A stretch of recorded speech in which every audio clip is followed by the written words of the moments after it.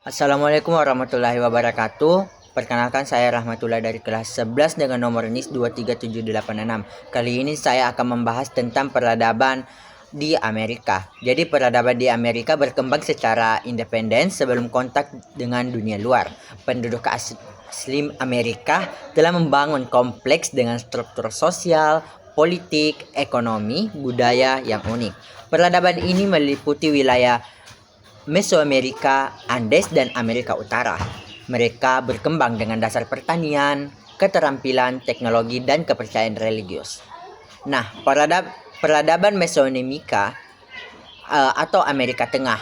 Mesoamerika adalah wilayah yang penting mencakup Meksiko, Guatemala, Belize, Honduras, dan El Salvador. Peradaban di wilayah ini mencapai tingkat kemajuan yang sangat tinggi dalam sains, seni, dan arsitektur. Nah, peradaban Mesoamerika terbagi menjadi tiga.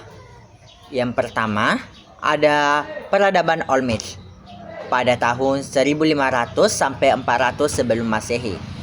Lokasinya itu ada di pantai Teluk Meksiko. Ciri khasnya yang pertama seni pahatan batu seperti kepala kolosal. Kedua, masyarakat agraris dengan jagung sebagai tanaman utama. Yang ketiga, pengaruh budaya Olmec terlihat pada peradaban berikutnya di Mesoamerika. Nah, peradaban yang kedua adalah peradaban Maya, 200 sebelum Masehi sampai 1500 Masehi. Lokasinya adalah semenanjung Yucatan, Guatemala, Belize, dan Honduras.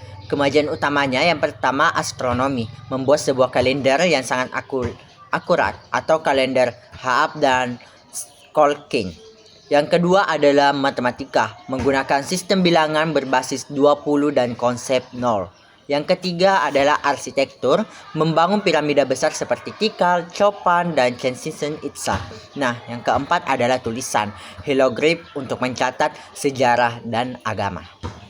Peradaban ketiga adalah peradaban Aztec pada tahun 1300 sampai 1521 sebelum Masehi.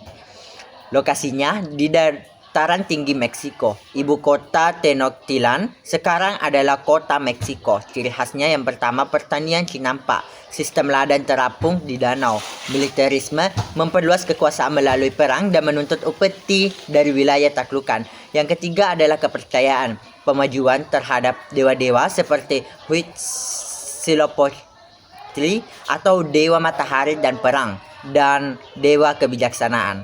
Pengorbanan yang sangat banyak oleh pengorbanan manusia dilakukan sebagai bagian dari ritual keagamaan.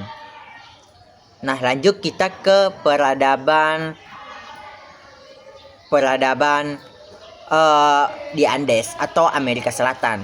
Jadi, pegunungan di Andes di Amerika Selatan menjadi pusat peradaban besar dengan budaya yang mengembangkan teknik bertani dan medan yang sulit.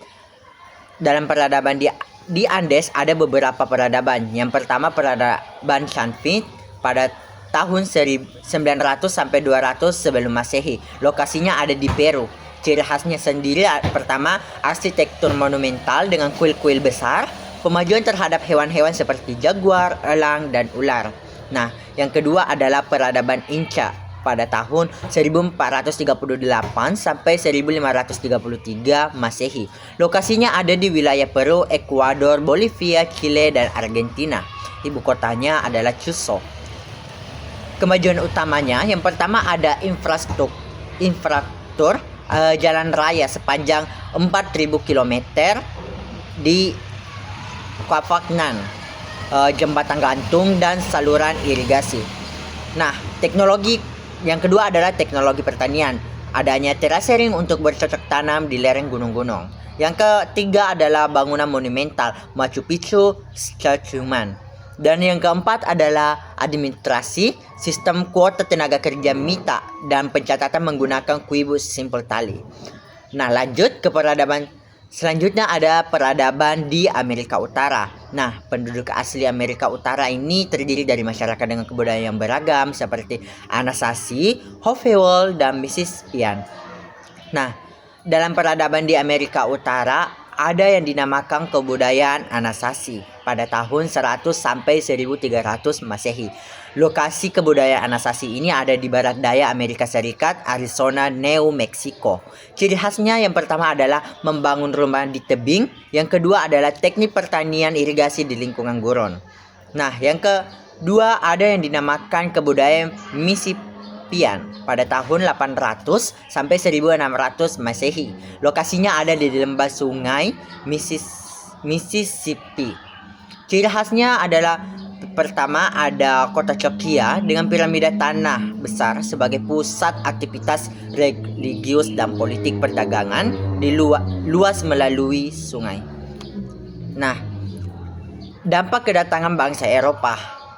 Ternyata loh banyak teman-teman dampak kedatangan bangsa Eropa ini pada abad ke-15 dan ke-16, bangsa Eropa mulai menjelajahi dan menjajah benua Amerika. Hal ini membawa dampak besar pada peradaban asli. Nah, dampak-dampaknya yang pertama adalah kolonisasi, yang dimana bangsa Spanyol menaklukkan Aztec pada tahun 1521 dan Inca pada tahun 1553.